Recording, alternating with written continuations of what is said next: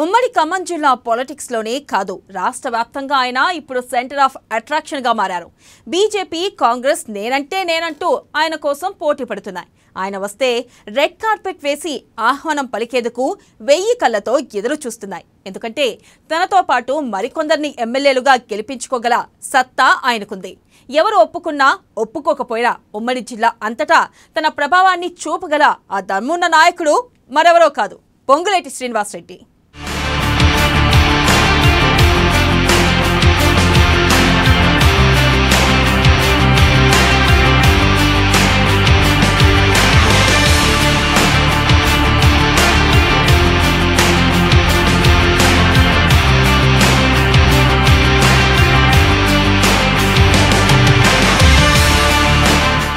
Ponguleti Srinivasa Reddy Telangana politics లో పరిచయం అవసరం లేని పేరు. ముఖ్యంగా ఉమ్మడి ఖమ్మం జిల్లాలో ఆయన తిరుగులేని నేత.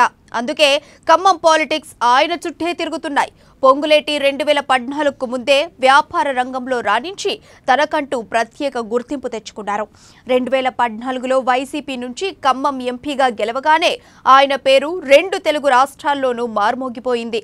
ఎందుకంటే ఉమ్మడి రాష్ట్రం విడిపోయినాక తెలంగాణలో వైసీపీ ఎంపీగా గెలవడం అంటే ఆషామాషీ కాదు. ప్రజాబలం, తన వెంట నడిచే నేతలు, క్యాడర్ బలం ఉంటే తప్ప అది సాధ్యం కాదు.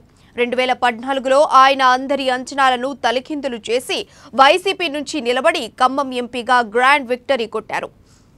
తనకంటూ ప్రత్యేక గుర్తింపును తెచ్చుకున్నారు. అందుకే సీఎం కేసీఆర్, మంత్రి కేటీఆర్ ఆయనను ఏరి కోరి టీఆర్ఎస్లోకి తెచ్చుకున్నారు.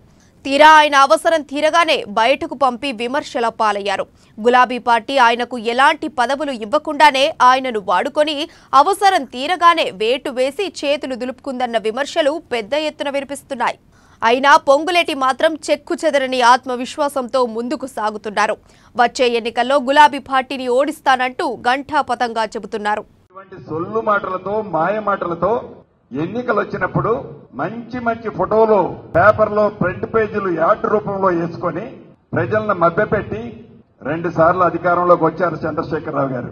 మీ నిజాయితీ, మీ చిత్తశుద్ధి, మీ అహంకారం తెలంగాణ బిడ్డలు అంతా గమనించారు. పతనం స్టార్ట్ అయింది. ఈ పతనం ఎంత దూరానికి పోతుందో అప్పుడే మీకు తెలుస్తుంది. ఇక ఈ మధ్య చూస్తున్నాం, ఎప్పుడో రిటైర్డ్ అయిన వాళ్ళందరినీ ఎక్స్టెన్షన్లు ఇచ్చుకుంటా వాళ్ళనే అధికారులుగా కంటిన్యూ చేస్తున్నారు. అంటే ఈ తెలంగాణ రాష్ట్రంలో ఇంపోర్ట్ చేసుకున్న అధికారులు తప్పితే ఇంపోర్ట్ చేసుకుని రిటైర్డ్ అయ్యింది ఎప్పుడో అవుట్డేటెడ్ కేసుల్ని ఎన్ని సంవత్సరాలు పదవుల్లో వాళ్ళకి ఎక్స్టెన్షన్ ఇచ్చుకుంటూ పోతారు చంద్రశేఖరరావు గారు. నిన్నగాక మొన్న మన స్టేట్ కి సంబంధించిన కేడర్ కూడా కాదు, సోమేష్ కుమార్ గారు ఎక్స్-సిఎస్, అది కూడా సుమారుగా 4 సంవత్సరాలు 3.5 సంవత్సరాలు చట్టానికి వ్యతిరేకంగా ఇక్కడ సిఎస్ గా ఉన్నాడు. పొంగులేటి శ్రీనివాసరెడ్డికి ఓ అరుదైన నాయకుడిగా గుర్తింపుంది. ఇతర నాయకుల్లాగా ఆయన ప్రత్యర్థి పార్టీలపై విమర్శలు చేయరు. తన పని ఏదో తాను చేసుకొని పోయే స్వభావం. చిల్లర చేష్టలు, సిల్లీ పాలిటిక్స్ కు ఆయన ఆమడ దూరంలో ఉంటారు. అందువల్లేనేమో ప్రత్యర్థి పార్టీలకు కూడా ఆయనంటే ఎంతో గౌరవం. సిద్ధాంతపరంగానే ఆయనను విమర్శిస్తారు తప్ప ఆయనపై నోటికొచ్చినట్లు మాట్లాడే సాహసం ఎవరూ చేయరు. ఆయనపై మాట్లాడాలంటేనే అన్ని పార్టీలు ఆచితూచి వ్యవహరిస్తాయి. అంతెందుకు, గులాబీ పార్టీని వీడిన తర్వాత కూడా బీఆర్ఎస్ నుంచి మంత్రి పువ్వాడ అజయ్ తప్ప ఎవరూ ఆయనపై మాట్లాడిన దాఖలాలు లేవు. ఈ మధ్య మంత్రి అజయ్ కొంత స్వరం పెంచి మాట్లాడుతున్నారు. ఈ ఒక్క అంశం చాలు పొంగులేటి ఎంత ప్రత్యేకమైన నాయకుడో చెప్పడానికి. ఇవాళ ఎన్ని వేల కోట్లకు పోయినావు, కేసీఆర్ అండదండలు ఉపయోగించుకొని, కేటీఆర్ను ఉపయోగించుకొని ఆర్థికంగా బలపడ్డావు.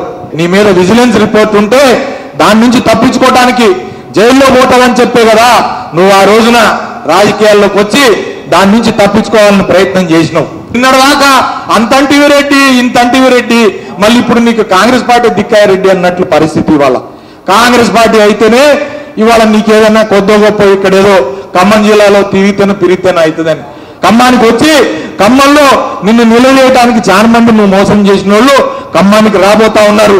నీకు డెఫినెట్ గా నువ్వు ఏ రాజకీయ పార్టీలో ఉన్నా చేరు, కానీ వీళ్ళందరికీ రేపు నువ్వు సమాధానం చెప్పుకోవాల్సి వస్తుంది. ఇప్పుడు ఈయన కూడా ఖమ్మం జిల్లా పిట్టల్లూరు లెక్క ఉన్నాడు. నేను ఆయన్ని గెలవనియా, ఈయనని గెలవనియా, ఆ గేట్లు తాకనియా, ఈ గేట్లు తాకనియా అని చెప్పానంటే నేను చెప్తా ఉన్నా, ఖమ్మం జిల్లా రాజకీయాల్లో నువ్వే ఒక బచ్చావని చెప్పి ఈ సందర్భంగా తెలియజేస్తా ఉన్నా. ఖమ్మం జిల్లా ఘనమైన రాజకీయ చరిత్ర. నీ పక్కన ఉన్నోళ్ళు ఎవరయ్యా? రౌడీ షీటర్లు, రాత్రిపూట గంజా అమ్మేటోళ్ళు, బ్యాంకులను దోపిడీ చేసిన వాళ్ళు, బ్యాంకులను కొల్లగొట్టి రైతుల నోట్లు మట్టిగొట్టి 8 కోట్ల రూపాయలు దోసిపెట్టినోడు అటొకటి ఇటొకటి కూర్చొని ఉంటారు. ఎవరయా నీకు నీ పక్కన ఉండేది? 5 సంవత్సరాలు నువ్వు ఎంపీగా ఉన్నావు. 5 సంవత్సరాలు ఎంపీగా ఉన్నప్పుడు ఈ ఖమ్మానికి కానీ ఖమ్మం జిల్లాకు కానీ గుర్తుంచుకొని పేరెన్నిక కన్నా ఒక్క పని నువ్వు చేసినవా? ఛాలెంజ్ చేసి నేను అడుగుతా ఉన్నా. ఎవరు ఒప్పుకున్నా ఒప్పుకోకపోయినా ఉమ్మడి ఖమ్మం జిల్లాలోనే పొంగులేటి బలమైన నాయకుడు. ఆయనలా అంత బలమైన నాయకుడు ఇప్పుడు జిల్లాల్లోనే లేరంటే అతిశయోక్తి కాదు. తుమ్మల, నామ, పువ్వాడ లాంటి పేర్లే వినిపించే ఖమ్మం పాలిటిక్స్లో తనకంటూ సొంత ఇమేజీని తెచ్చుకోవడం అంటే అది పొంగులేటికే సాధ్యమైంది. ప్రస్తుతం ఉమ్మడి ఖమ్మం జిల్లా వ్యాప్తంగా పొంగులేటికి బలం, బలగం రెండూ ఉన్నాయి. బలమైన నేతలు, క్యాడరు ఉన్నారు. పొంగులేటి ఆదేశిస్తే చాలు గెలిచి ఎమ్మెల్యేలు అయిపోదామని ఎదురు చూస్తున్న నేతలు ఉమ్మడి జిల్లాలో చాలా మంది ఉన్నారంటే అతిశయోక్తి కాదు.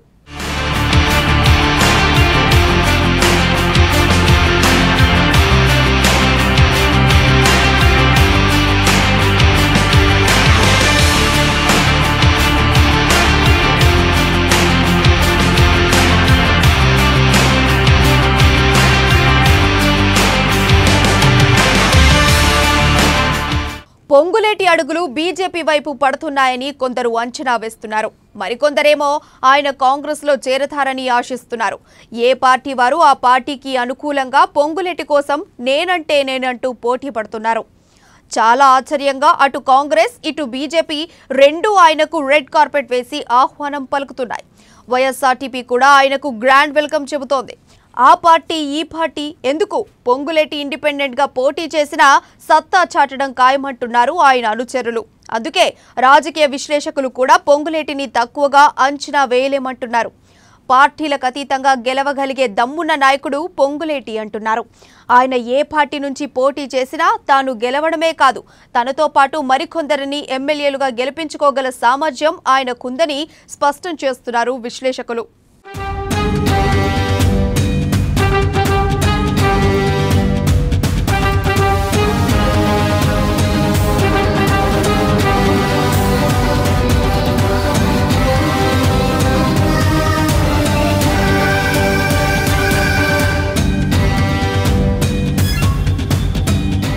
పొంగులేటి శ్రీనివాసరెడ్డి ఇటీవల ఓ సర్వే చేయించుకున్నట్లు సమాచారం. ఆ సర్వేలో ఆసక్తికర విషయాలు వెలుగులోకి వచ్చినట్లుగా టాక్.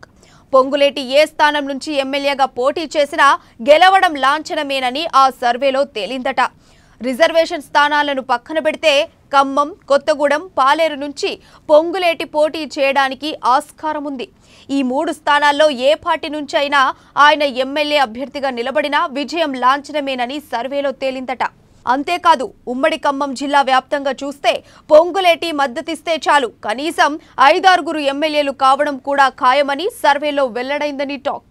సర్వే విషయాలన్నీ బయటకు పొక్కడంతో ఇతర పార్టీలు కూడా వాస్తవాలను బేరీజు వేసుకుంటున్నాయి. పొంగులేటి ఫ్యాక్టర్ను సీరియస్గా తీసుకుంటున్నాయని టాక్.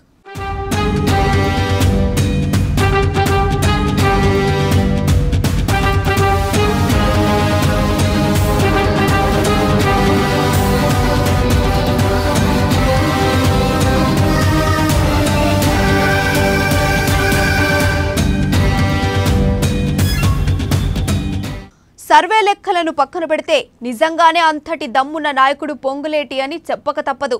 ఎందుకంటే ఆయనకు ప్రజల్లో ఆ స్థాయిలో మంచి గుర్తింపుంది. ప్రజల మంచి చెడుల్లో తోడుండే నాయకుడైన, కష్టాల్లో ఉన్న వారికి ఆపన్నహస్తం అందించే పెద్ద మనసు ఆయనకుంది. ఆర్థికంగానూ బలమైన నాయకుడు. ఆయన ఒక్క పిలుపునిస్తే చాలు ఉమ్మడి జిల్లాలో ఆయన చెప్పిన నాయకుడికే ఓటేసే జనం పెద్ద సంఖ్యలో ఉన్నారు. అంతటి ప్రజాకర్షణ పొంగులేటికి ఉంది. నేటితరం రాజకీయాల్లో ఓ అరుదైన నాయకుడు పొంగులేటి. అందుకే ఆయన ఏ పార్టీలో ఉన్నా అధిష్టానంతో ఆయనకు సన్నిహిత సంబంధాలున్నాయి. వైసీపీలో ఉన్నప్పుడు జగన్తో కానీ, బీఆర్ఎస్లో కేటీఆర్తో కానీ ఆయనకున్న సన్నిహిత సంబంధాలే అందుకు నిదర్శనం.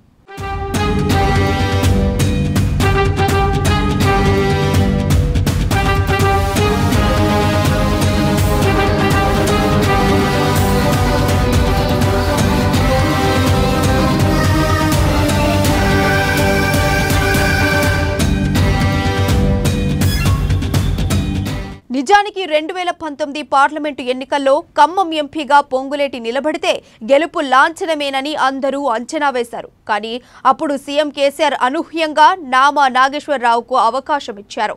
అయినప్పటికీ పొంగులేటి ఏమాత్రం పార్టీ అధిష్టానానికి కట్టుబడి నామాకు సహకరించారు.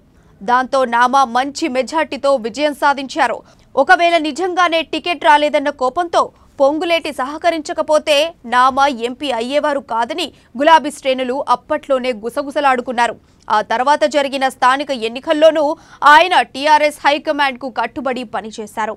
ఎక్కడా పార్టీ లైన్ను దాటకుండా క్రమశిక్షణతో పార్టీ కోసం కష్టపడ్డారు. అందుకే కేటీఆర్ సైతం పొంగులేటి వ్యక్తిత్వానికి ఫిదా అయిపోయారట. కోరుకున్న చోట ఎమ్మెల్యే సీట్ ఇస్తామని కూడా అప్పట్లోనే హామీ ఇచ్చారట. పొంగులేటికి హైకమాండ్ దగ్గర ఉన్న ఈ క్లీన్ ఇమేజ్ చూసి ఉమ్మడి జిల్లాకు చెందిన కొందరు బీఆర్ఎస్ కీలక నేతలకు కన్ను కుట్టిందట. ఆ తర్వాతే తెర వెనక ఏం జరిగిందో తెలియదు కానీ పొంగులేటిని బయటకు పంపే ప్రయత్నాలు మొదలయ్యాయట. చివరకు అదే జరిగింది. ఆయనను వాడుకున్నన్ని రోజులు వాడుకొని బీఆర్ఎస్ నుంచి బయటకు పంపేశారు. పొంగులేటి చివరిసారిగా మంత్రి కేటీఆర్ను కలిసినప్పుడు చాలా అంశాలపై ఇద్దరూ మాట్లాడుకున్నట్లుగా టాక్. శ్రీనన్న నీకు న్యాయం చేయలేకపోయానని కేటీఆరే పొంగులేటి దగ్గర వాపోయినట్లు సమాచారం. ఈ ఒక్క ఉదాహరణ చాలు పొంగులేటి ఎంత బలమైన నాయకుడో చెప్పడానికి.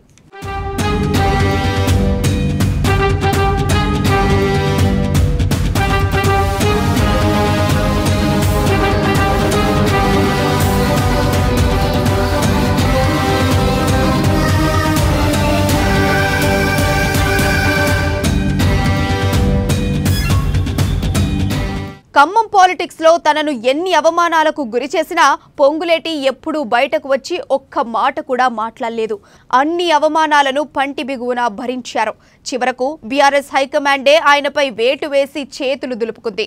అంత మంచి నాయకుడిని వదులుకున్నందుకు తీవ్ర విమర్శల పాలైంది. బీఆర్ఎస్ కాదనుకున్నా పొంగులేటి మాత్రం డోంట్ కేర్ అంటూ ముందుకు సాగుతున్నారు. పొంగులేటి కోసం ఈటల రాజేందర్ లాంటి బీజేపీ కీలక నేతలు ప్రత్యేక చొరవ చూపుతున్నారు.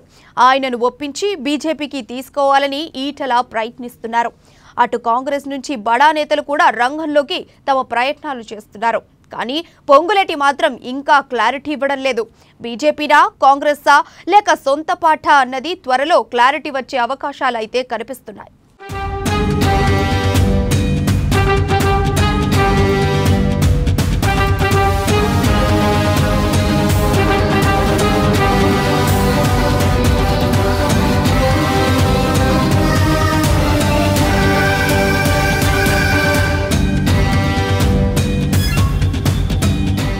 ఏ పార్టీ పైన ఏ నాయకుడి పైన ఆధారపడకుండా సొంత రెక్కల బలాన్ని నమ్ముకొని ముందుకు సాగుతున్న ఈ దమ్మున్న నాయకుడు పొంగులేటి భవిష్యత్తుకు ఎలాంటి డోకా లేదంటున్నారు రాజకీయ విశ్లేషకులు.